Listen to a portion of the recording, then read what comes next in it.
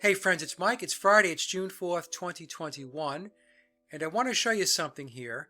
And it goes back to my January presentation where I talked about McCartney 3. And in that presentation, I had a chart that talked to the possibility of deep fake technology being used with the new Let It Be film by Peter Jackson, which is supposed to be released later this year. And I received this information from somebody who wrote me an email, and this person told me that they are an expert in film and video technology. And by watching the 5-minute trailer that Peter Jackson had put up, they were able to detect technological wizardry that was taking place even in that short 5-minute clip. And this person said that the Peter Jackson film was going to be loaded up with deep fake technology. And of course, a large component of deep fake technology is artificial intelligence. Now, what they're able to do with deep fake technology is absolutely amazing. In fact, I've put a couple of these posts up on my blog, and one recent, and I'll put the link down below, you can watch it for yourself, is where they took an old James Bond movie that starred Sean Connery and they replaced Sean Connery with Burt Reynolds. And the results are absolutely amazing. So the technology that is available at a professional level, we're talking about Hollywood, we're talking about Peter Jackson, has to be absolutely mind-boggling. And so the situation that we may have with the new Let It Be film, and this is the opinion of the person who wrote me, is that they're going to create scenes that never existed. In other words, the interaction that they're going to show in the film didn't exist. It never took place. But it's going to look so real that you're going to believe, wow, look at the Fab Four. Look at how much fun they're having. When in reality, there's the possibility, and probably a very high probability, that what we're watching or what we're going to watch didn't exist. It never happened. So this is a very rudimentary example, and I've seen this a number of times on YouTube. There are people that bring still images to life, and the way they do that is through AI.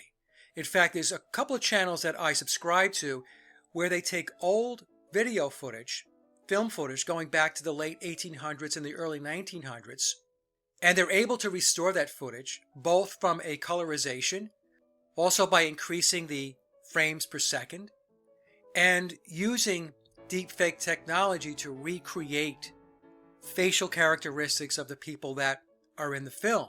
It's unbelievable what they can do. So let me show you this here. This is a still of a young Ringo Starr. So what I'm going to do now is I'm going to play this clip, and they brought the still to life. And I've seen this many times, not with Ringo Starr, but with other examples that are on YouTube. And this very simple example, what they do is they work the eyes, they shift the eyes, there's blinking, the mouth, they'll do this little smile, and of course they shift the head a little bit. And this gives the impression that this is an early video of Ringo Starr, when in fact it is not. The early video never existed. What existed was the still image.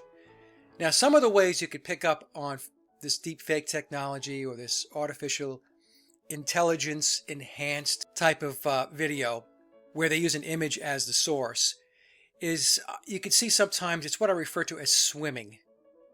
And I know that's not a technical term, but you could see where the transition is not seamless. Take a look at his mouth,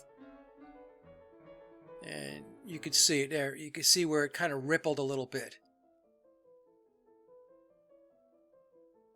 But it is unbelievable. And again, this is a very, deep fake, artificial intelligence basic example. This is like 101.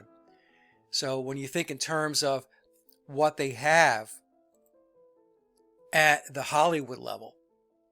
It has to be absolutely mind-boggling. And as I mentioned, the person that wrote me about Peter Jackson's new film, just based upon looking at the trailer, is that he expects that film to be loaded up with events and interaction that never took place. It never happened. So we can see how this technology is creepy. And we can also see how it can be used for nefarious reasons. In other words, they can create footage putting people in situations or circumstances or saying things that they never did or never said. And so it gets to be, again, very, very creepy. Okay, so that's the clip for today. I just wanted to show you this. And again, what I'll do is I will put the link down to the deepfake video I had up on my blog going back, I guess about a month ago, where they swapped out Sean Connery with Burt Reynolds in a James Bond movie. It's incredible. Okay? All right, that's it, folks. The comment section is open. Feel free. Take care now.